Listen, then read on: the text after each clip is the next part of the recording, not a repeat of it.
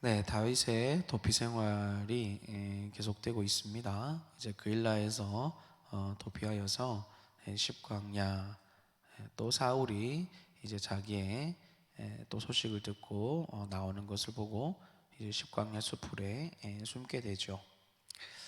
그때 이제 요나단이 그 소식을 이제 듣게 됩니다. 요나단이 그 소식을 듣고 다윗을 위로하기 위해서 만나러 오는 장면이 오늘 15절에서 18절까지 나와 있습니다. 요나단이 와서 다윗을 위로하고 그 다윗에게 힘을 줍니다. 16절에 보시면 사울의 아들 요나단이 일어나 숲풀에 들어가서 다윗에게 이르러 그에게 하나님을 힘있게 의지하게 하였는데, 지금 다윗이 몇 년째 사울이 자기를 죽이려고 쫓아오는 상황이고 계속해서 긴장함 가운데 머물러 있는 상황이죠. 당연히 지칠 수밖에 없고 힘겨울 수밖에 없고, 뭐 하나님이 나와 함께 하신다는 확신이 있었겠지만, 그러나 뭐 사람이 언제나 확신 안에 거하며 사는 것은 또 아니죠. 그래서 두렵고 또 불안하고 또 힘겨운 상황 속에서 하나님이 요나단을 또 이렇게 보내주시는 것입니다. 그리고 요나단이 와서 다윗에게 한 것은 다른 것이 아니죠. 하나님을 힘있게 의지하게 만들었습니다. 그렇습니다. 여러분, 결국 요나단도 알고 다윗도 아는 것은 우리의 위로, 우리의 힘, 우리에게 주시는 평강, 오직 하나님을 의뢰하고 하나님께로 피하는 것만이 결국에 우리에게 참된 평안을 줄 수밖에 없다는 것이죠. 그래서 평안의 근거는 하나님이십니다. 다른 어떤 말도 또 다른 어떤 것들도 결국 우리의 마음을 온전히 채울 수 없는 것이죠. 그래서 요나단은 와서 다윗에게 하나님을 힘있게 의지하게, 다시 그 마음 가운데 하나님이 소망이시다, 하나님이 나에게 평강을 주신 하나님이시다, 이것을 그 마음을 가질 수 있도록 요나단이 해 주었다라는 것입니다. 이것밖에 없습니다. 우리의 삶에서도 여러 가지 고난의 자리, 우리의 힘겨움의 자리, 문제의 자리, 그 모든 자리에서 결국에 우리를 건져낼 수 있는 건 하나님밖에 없습니다. 그 외에는 사실 다 헛된 것이요, 또 그것을 유지할 수 없는 것이죠. 근데 또 17절에 보시면 요나단이 그에게 이르기를 두려워하지 말라. 내 아버지 사울의 손이 내게 미치지 못할 것이요, 너는 이스라엘 왕이 되고 나는 내 다음이 될 것을 내 아버지 사울도 안다 하니라. 두 사람이 여호와 앞에서 언약하고. 요나단이 다윗으로 하나님을 힘있게 의지하게 하는 방법은 바로 하나님이 다윗에게 약속하신 그 언약을 상기시켰다라는 것입니다. 언약의 근거에서 사울이 너를 해할 수 없다, 그리고 너는 이스라엘의 왕이 될 것이다, 나는 너 다음의 사람이다. 이건 내가 너 다음에 왕권을 차지하겠다가 아니라 내 왕권은 이미 너의 것이다. 요나단이 자기가 왕이 될 수 없음을 이미 인정했죠. 그리고 다윗을 지지합니다. 네가 왕이 될 것이고 그것을 나도 알고, 그리고 심지어 사울 왕도 사실은 네가 왕이 될 것을 알고 있다. 하나님이 너에게 약속하신 건 아니냐라고 그것을 상기시켜주고 있는 것입니다. 그렇습니다, 여러분. 결국 이 약속이란 것, 언약이란 것이 말씀이죠. 말씀. 하나님이 말씀하시는 것입니다. 지금 다윗이 하나님을 힘있게 의지하였는데, 하나님을 힘있게 의지할 수 있는 근거는 바로 하나님의 말씀이 다윗 위에 있었기 때문에 그렇습니다. 그래서 우리가 하나님 그렇지 나에게 평안 주시지, 하나님 그렇지 나에게 구원 주시지, 이게 그냥 내가 그것을 붙잡는 것, 그것도 의미가 없진 않겠지만, 중요한 것은 하나님이 나에게 하신 말씀이 있다라는 것이죠. 그 말씀을 붙잡고 우리는 기도할 때 결국 하나님이 나에게 응답하시는 것을 경험하게 되는 것입니다. 다윗에게도 말씀이 있었고 그 말씀을 붙잡고 다시 하나님 의뢰하였을 때 하나님이 그에게 새 힘을 공급하여 주시는 것입니다. 여러분, 우리는 고난이 오고 어둠이 올 때 기도합니다. 그리고 하나님의 말씀을 찾습니다. 그리고 그 말씀이 내게 실제로 이루어짐에 대해서, 그리고 그것이 실제로 나에게 펼쳐짐으로 말미암아 우리가 하나님의 평강을 얻는 것입니다. 그러니까 그냥 우리의 평강이라는 게 그래 하나님이 하시겠지, 이게 평강이 아니라는 거죠. 하나님의 평강은 실제적인데 그 실제적 평강은 하나님의 말씀을 믿는 믿음에서부터, 그리고 그 말씀을 붙잡고 내 삶에 그 말씀이 실제화되어지는 것을 우리가 볼 때에 실제적인 평강이 내게 주어지는 것이죠. 예레미야서 29장 11절, 여호와의 말씀이니라 너를 향한 나의 생각을 내가 아나니 평안이요 재앙이 아니니라 너희에게 미래와 희망을 주는 것이니라. 여러분, 이게 모든 인류를 향한 하나님의 말씀입니다. 하나님이 우리를 향한 생각과 계획은 평안입니다. 평안. 그리고 내 미래의 소망입니다. 지금 내 삶의 혼잡한 모든 어두움의 상황 가운데 하나님이 원하시는 것은 평안입니다. 그냥 마음이 평안해진다가 아니죠. 왜 평안입니까? 평안한 이유는 하나님이 계시기 때문에 평안할 수 있는 것입니다. 하나님이 계신다라는 것은 하나님이 지금 내 마음을 어지럽게 하는 문제들의 주관자라는 사실을 깨달았을 때에, 알게 되었을 때 오는 평안이죠. 소망도 마찬가지입니다. 미래에 대한 소망이라는 것은 여러분, 결국 그 미래에 내 삶을 나를 어지럽히고 나를 걱정시키게 만드는 이 문제에 대해서 하나님은 답을 알고 계시고 그 답을 나에게 이미 주셨다라는 것이죠. 그래서 하나님은 나의 구원의 하나님이신 겁니다. 그래서 지금 당장의 내 삶의 평안과 그리고 내 미래에 지금 내가 걱정하고 불안해하는 그 일에 대한 구원은 바로 하나님의 뜻입니다. 그것이 우리 하나님이 나를 향한 뜻이죠. 우리가 이 사실을, 이 약속을 붙잡으셔야 한다는 겁니다. 그게 여러분 구원입니다. 예수 안에 우리는 구원을 얻었음을 믿으시기를 바랍니다. 하나 말씀드렸지만 그냥 단순하게 믿습니다, 맞습니다 라고 한다고 해서 그것이 진짜로 내 것이 되지는 않죠. 그래서 하나님 그 다음에 말씀하시는 거죠. 12절, 너희가 내게 부르짖으며 내게 와서 기도하면 내가 너희들의 기도를 들을 것이요. 그러니까 하나님이 내 평안이시요 하나님이 내 소망이심에 대해서 믿고 그것을 믿기 때문에 하나님 앞에 와서 부르짖는 자, 기도하는 자, 하나님이 그 기도를 들으시겠다라는 거죠. 13절, 너희가 온 마음으로 나를 구하면 나를 찾을 것이요 나를 만나리라. 결론은 여러분 이 만남이 있어야 된다라는 거죠. 하나님을 만나게 되면 평안이 평안이 되고 소망이 소망이 되는 것입니다. 반대로 얘기하면 하나님을 만나지를 못하면 이것은 그냥 성경에 있는 좋은 얘기이지 내 삶이랑은 그렇게 상관이 없습니다. 성경에 수없이 많은 구원의 얘기들이 그게 진짜 내 것일까? 아니라는 거죠. 믿지 아니하는 자에게 하나님의 구원은 실제로 삶으로 나타날 수 없습니다.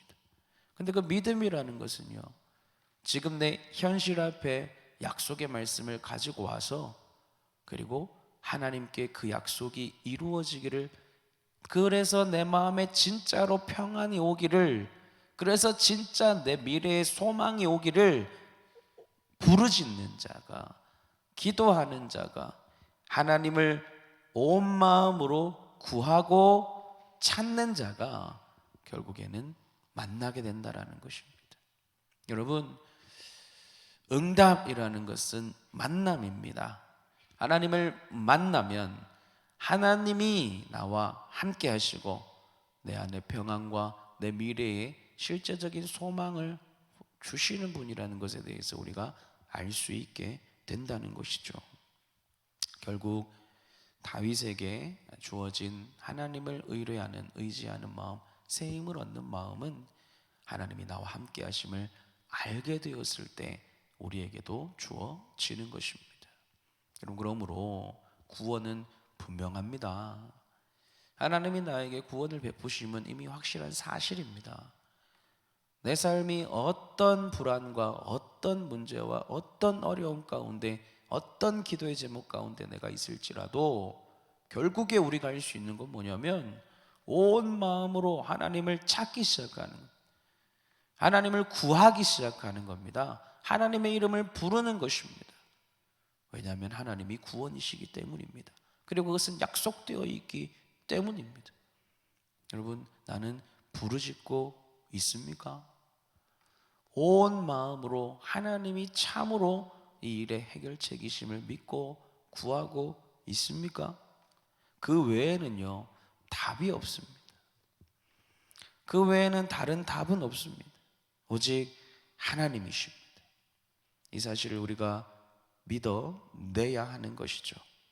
그리고 그것을 믿기 때문에 내가 할 수 있는 것은 기도하는 것밖에 없습니다.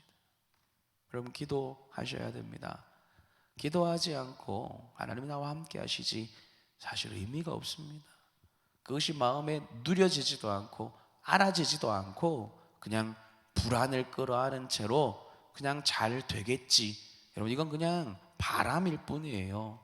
이것은 응답이 아니고요, 진짜로 가지고 온 게 아니고요, 다른 사람들도 보니까 뭐 잘 되는데 나도 잘 언젠간 되겠지, 언젠간 잘 되지 않습니다. 그게 진짜 믿겨지지 않고 진짜 믿어내지 않는데, 그래서 하나님을 찾지 않는데, 구하지 않는데, 여러분, 그것은 참된 믿음이 아닙니다. 진짜 믿는 사람은요, 하나님을 찾습니다. 구합니다. 그리고 응답을 듣습니다. 하나님을 만나셔야 합니다. 그때에 참으로 평안과 소망이 내 삶의 모든 어둠과 어려움과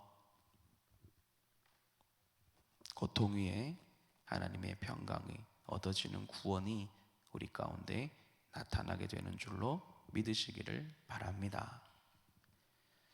말씀을 믿는 믿음, 그리고 그것을 얻어내는 기도, 거기까지가 여러분 참된 믿음인 줄로 아시기를 바랍니다. 그게 아니면 하나님이 이스라엘에게 이렇게 얘기하실 이유가 없습니다. 하나님께서 부르짖으라, 하나님께서 찾아라, 그래서 만나야 한다라고 직접 말씀하셨다는 사실을 여러분 꼭 기억하시기를 바랍니다. 나는 그런 기도의 자리에 있는지 살피시고 기도하시는 여러분 되시기를 축복합니다. 근데 요나단은 이렇게 이제 다윗을 위로하는 자로 오는데 19절에서 24절까지 보면 이 10사람들이라는 이들은 이제 다윗을 밀고 하죠, 사울에게. 근데 이 10사람들은 누구냐면 사실 유다 지파예요. 그러니까 다윗의 같은 지파 사람들이고, 그리고 그들은 다윗이 블레셋을 물리친 영웅이라는 것도 뭐 당연히 아는 사람들이겠죠. 그러나 사울에게 찾아가서 다윗을 넘겨주겠다라고 얘기하는 겁니다. 물론 이게 뭐 얼마 전에 있었던 노베 제사장 학살 사건 때문에 다윗을 숨겨주면 두려운 마음이 들어서 일 수도 있겠지만, 그러나 결국 다 아는 거예요. 다윗이 아무 죄도 없다는 것을. 그리고 다윗이 얼마나 나라를 위해 헌신한 사람인지 사실 다 알고 있는 거죠. 그렇지만 두려운 마음 플러스 자신이 사울에게 공을 세우고 이로 말미암아 사울에게 이익을 얻고자 하는 마음으로 결국에는 자신의 이익을 위해서 죄 없는 다윗을 밀고 하고 죽이는데 동참하는 거죠. 결국은 이 집 사람들이 한 이유는 딴 게 아니라 자기에게 유익이 되기 위해서 죄 없는 자를 죽이고자 한 것입니다. 아무 생각도 없죠. 그들이 누군가 죄 없는 누군가 다윗이 죽든 말든 그건 그렇게 중요하지 않은 겁니다. 이 사람들에게 중요한 것은 오직 한 가지, 자기의 이익인 거죠. 그러니까 여러분, 하나님에 대한 믿음이 없으면 이렇게 살 수밖에 없는 것입니다. 왜? 하나님이 진짜 우리의 인생의 평안이요 소망이라는 사실에 대한 믿음이 없으니까 자기 살 길을 찾을 수밖에 없어요. 하나님이 평안이요 소망이신 줄 아는 사람들은 감히 죄 없는 자를 죽이고자 하는 생각을 할 수도 없죠. 하나님이 구원인데 감히 하나님 앞에 이렇게 행할 수도 없는 것입니다.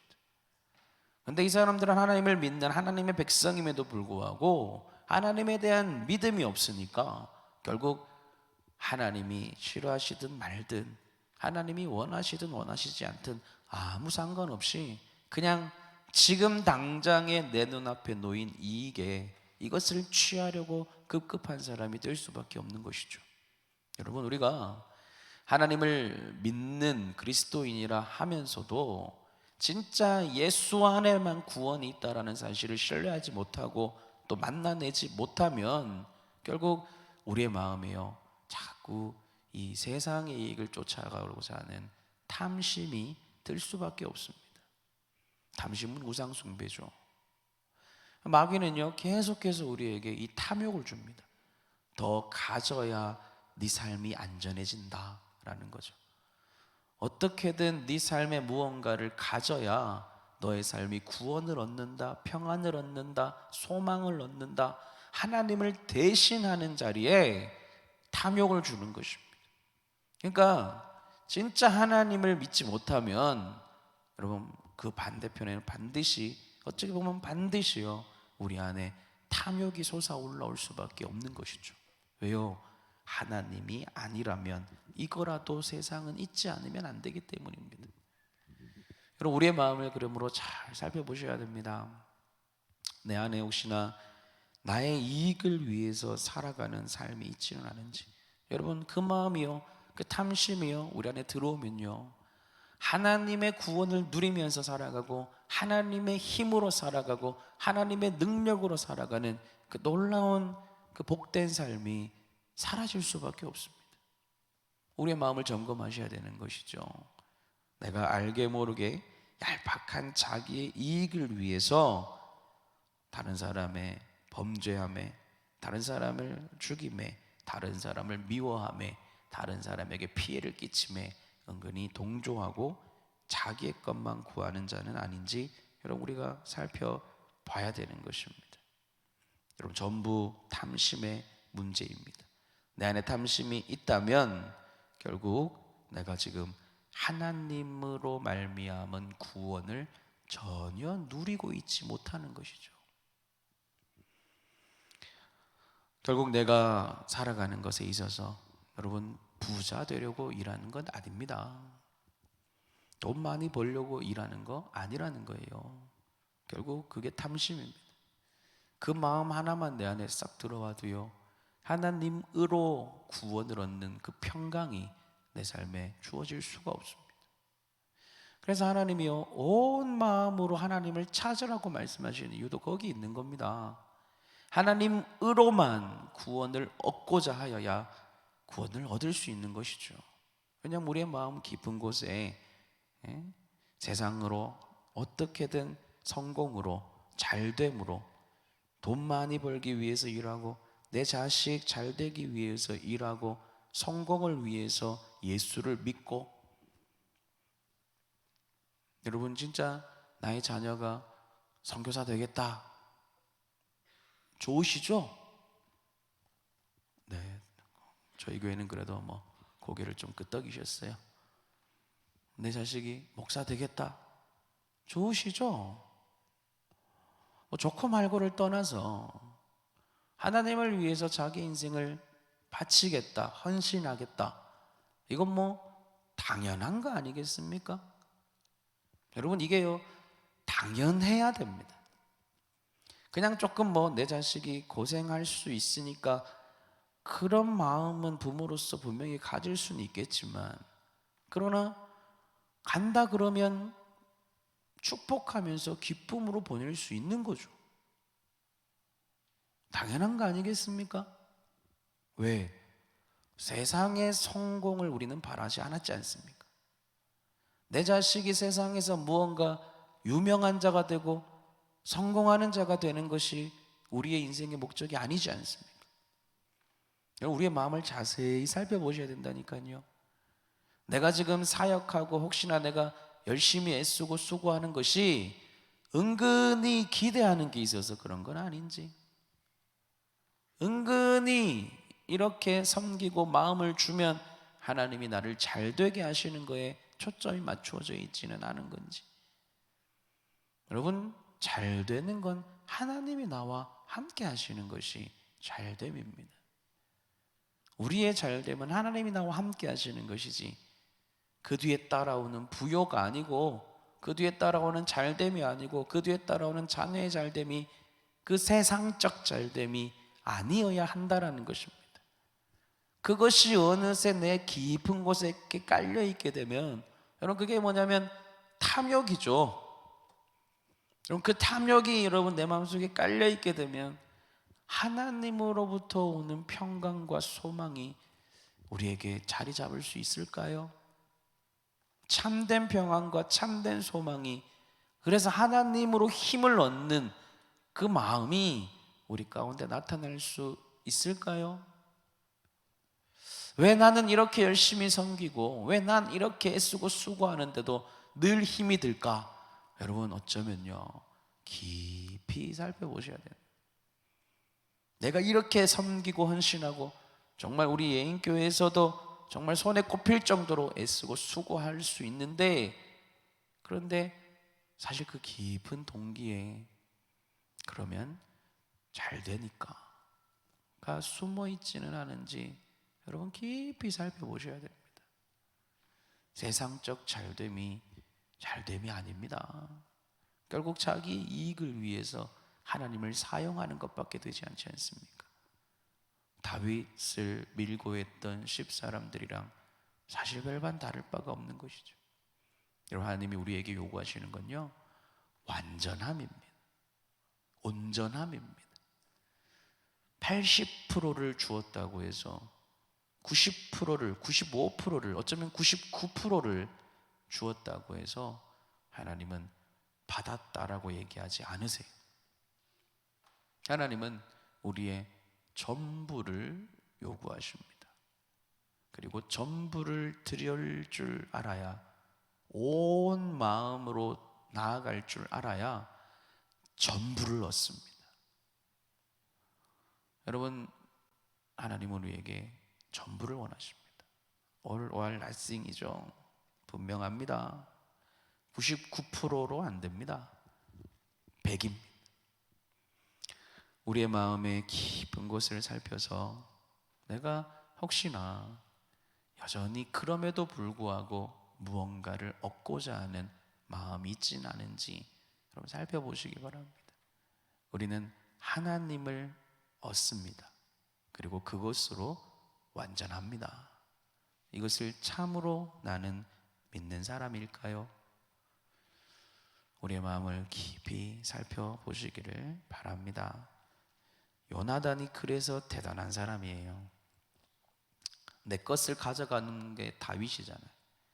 얼마나 시기가 나고 사실 질투가 납니까? 왜 하나님은 너를 선택했는가? 이렇게 생각할 수 있지 않습니까? 나도 얼마나 하나님을 섬기는데 하나님 날 선택하실 수 있으시지 않나? 나도 얼마나 마음으로 다 하나님을 위해서 다윗에게 이렇게 충성을 바치는 친구인데 하나님이 왜 나는 선택하지 않고 너를 선택했을까? 왜 내가 아니지? 왜 내게는 기름 부음이 없지? 왜 내게는 능력이 없지? 왜 하나님은 나를? 요나단은 그 마음이 없는 거죠. 어떻게 없는지는 모르겠지만 하여튼 없는 거죠. 왜 너냐? 나는 왜 없냐가 중요한 게 아니라 내가 있든 없든 하나님은 나에게 또 말씀하시는 하나님이시고 나는 내게 주어진 100%를 행하면 된다. 그러니까 이 요나단은 하나님께 100을 드린 사람인 거죠. 그래서 그 마음에 평안이 머물러 있는 사람인 거죠. 그래서 그 마음에 소망이 머물러 있는 사람인 거죠. 그러니까 다윗의 무엇을 하든지 간에, 하나님이 다윗을 얼마나 영광을 높이시든지 간에, 그리고 내 삶이 얼마나 비참해지든지 간에, 비천해지든지 간에 상관이 없는 사람이 되어 있는 것입니다. 왜요? 하나님을 얻었기 때문이죠. 그래서 여러분, 하나님을 얻지 못하면요, 다른 사람이 보일 수밖에 없습니다. 다른 사람과 나를 비교할 수밖에 없고, 결국 그 깊은 뿌리에는요, 하나님에 대한 원망이 있을 수밖에 없습니다. 왜 하나님 저 사람에겐 저렇게 많이, 왜 하나님 저 사람에겐 저런 능력과 은사와 부여와, 근데 왜 하나님 나에게도 주실 수 있지 않은가? 이것이 겸손함 그리고 간절함이 아니라 원망함이 들어간, 요나단은 그게 없는 것이죠. 왜? 하나님을 만났고 하나님을 알고 하나님으로 평안과 소망을 누리고 있기 때문에 다른 건 중요하지 않은 것입니다. 대단하죠? 여러분, 하나님께는 이 평강이 있는 거예요. 그래서 부르짖으라고 하시는 거예요. 나를 만나면 너희가 이것을 알 수 있다라는 것이죠. 여러분, 전부를 드리시는 겁니다. 그래야 거기에 있는 놀라운 평강이 주어지는 것입니다. 그러니까 요셉이 됐든 모세가 됐든 성경의 그 인물들 누가 됐든지 간에, 참 어떻게 저렇게, 다니엘이 됐든 야 어떻게 저렇게, 그들에게는 하나님으로부터 오는 평강이 있기 때문에 그렇습니다. 억만금을 줘도 바꿀 수 없는 하나님을 만났기 때문에 그렇습니다. 여러분, 우리는 어떠할까요? 99%를 드리는 분들께 드리는 말씀입니다. 내가 이만큼을 줬는데 내게 무언가 이익이 되는 무언가가 주어져야 되지 않은가 라고 생각하시는 분들이 계시다면, 여러분, 온전히 드리는, 그로 말미암아 온전한 하나님의 평강을 누리는 여러분 되시기를 바랍니다. 똑같은 얘기인데요, 23절 뒷부분에 이제 사울이 와서 26절을 보시면, 사울이 산 이쪽으로 가매 다윗과 그의 사람들은 산 저쪽으로 가며 다윗이 사울을 두려워하여 급히 피하려 하였으니 이는 사울과 그의 사람들이 다윗과 그의 사람들을 애워싸고 잡으려 함이었더라. 지금 이쪽으로 피하고 저쪽으로 피하고 지금 이제 거의 다 보이는 거죠. 보이는데 결국에는 애워싸서 이제 곧 잡히는 절박한 시점이에요. 그때에 전령이 사울에게 와서 블레셋이 공격해 왔다 하고 돌아가게 되죠.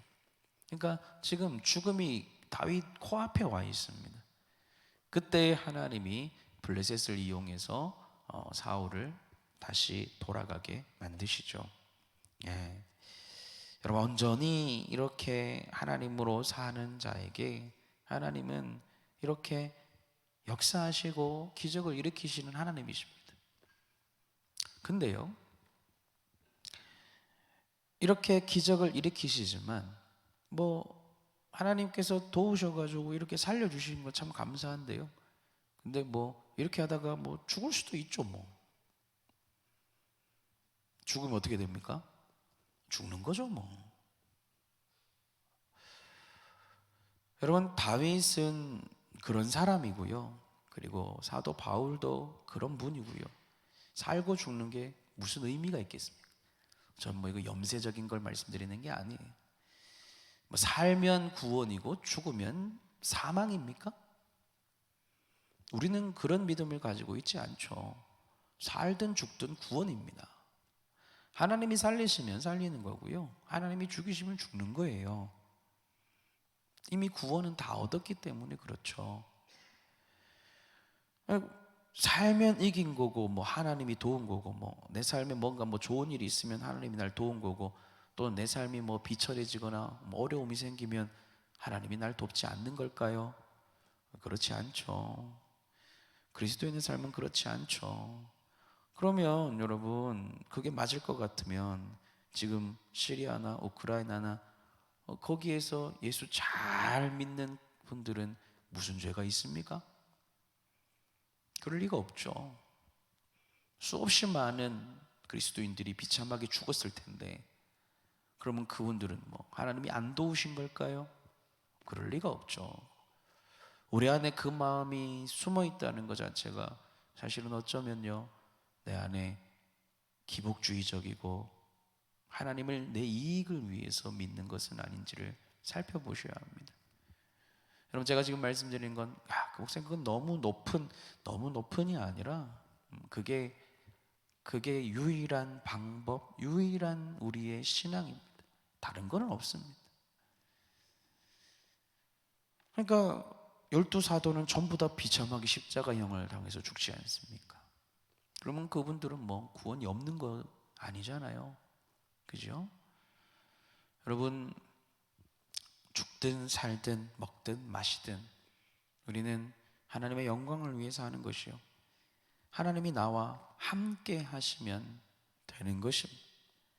내 삶이요 더 부유해지지 않아도요, 지금 내 직장이 더 좋아지지 않아도요, 내가 더 높은 자리에 올라가지 않아도요, 오히려 내가 늘 똑같은 자리에 머물러 있는다 할지라도요, 그래도요 하나님이 나와 함께 하시는 자에게는 평강이 있습니다. 요나단이 그것을 얻었다라는 사실을 기억하시기 바랍니다. 요나단이요 결국에 사울이 죽을 때 같이 죽습니다. 다 죽습니다.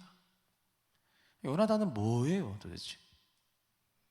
그러나 요나단의 마음에는 평강이 있었고, 요나단의 마음은 구원 얻은 자의 삶이 있었고, 요나단은요 하나님 앞에 상급과 면류관을 얻었을 것입니다. 누가 그의 삶을 욕할 수 있겠으며 누가 그의 삶을 재단할 수 있겠습니까? 우리가 보기에는 뭐야, 하나님 믿는 사람도 결국 저렇게 죽네. 그거는 이제 우리의 마음을 오히려 살펴봐야 되는 거죠. 하나님 믿는 사람이 세상적으로 성공해야 된다라는 그 공식은 도대체 어디서 온 것입니까?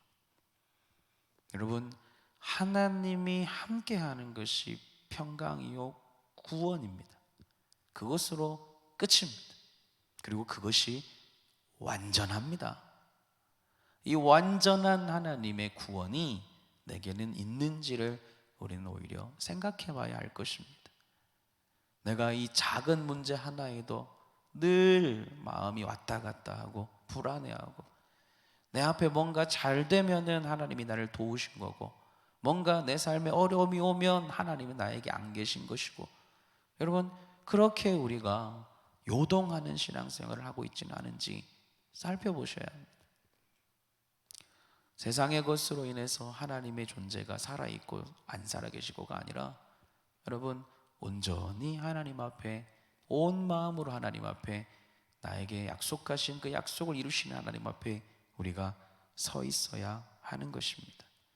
그래도 여러분, 요동하지 않는 하나님의 구원과 평강이 우리의 삶을 주장하실 줄로 믿습니다. 여러분, 그래서 그것을 얻기 위해서 우리는 말씀의 자리에 있는 것이요, 기도의 자리에 있는 것이요, 하나님이 주시는 평강을 얻는 자리에 머물러 있는 것입니다. 여러분, 우리 안에 혹시나 교묘하게 숨겨져 있는 이 이익을 구하는 마음, 탐심, 탐욕, 무언가 잘 돼야 된다라는 마음, 여러분 사실 그것이 회개되어져야 됩니다. 하나님으로만 만족하고 하나님으로만 살 수 있는 다윗과 요나단의 믿음이 우리 안에 주어져야 우리에게 참된 평강이 나타남을 여러분 아시고 믿으시기를 바랍니다. 우리의 기도가 그러해야 할 것입니다. 그때 하나님께서 우리에게 이 놀라운 평강과 우리의 미래에 대한 소망을 하나님이 우리에게 주실 줄로 믿습니다. 내 마음을 잘 살펴 이익을 얻는 삶이 아닌 오직 하나님으로 살아가시는 삶 이루시기를 축복합니다. 기도하겠습니다.